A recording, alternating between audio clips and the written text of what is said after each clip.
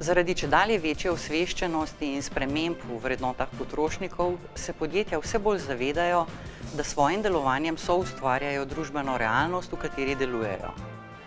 Za njihov uspeh so zato bistvenega pomena etično in trajnostno delovanje, uspešno in učinkovito vodstveno upravljanje ter sprejemanje ukrepov za družbeno odgovoren odnos do vseh deležnikov podjetja.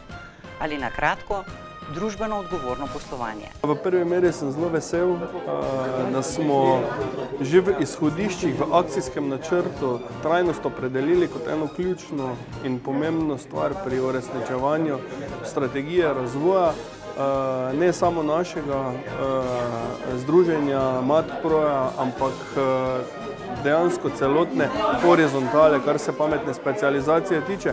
In zelo vesel sem, da spet mi v našem SRIP-u Matpro orjemo na nek način ledino, ko izpostavljamo trajnost kot eno izmed pomembnih, če ne tudi že v prihodnosti ključnih konkurenčnih prednosti podjetij.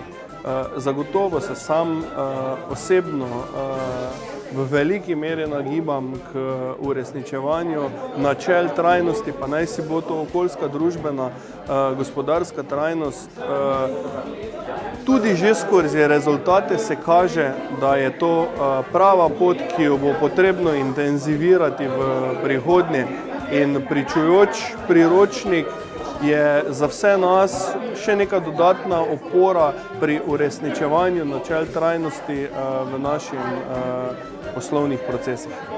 Če podjetja delujejo družbeno odgovorno in trajnostno in če seveda te elemente jasno in glasno komunicirajo, potem bodo potrošniki, njihove stranke to izjemno hitro razumeli in vgradili v percepcijo tega podjetja, mu dodali vrednote, ki so povezane z družbeno odgovornostjo in ga tako dojeli in razumeli.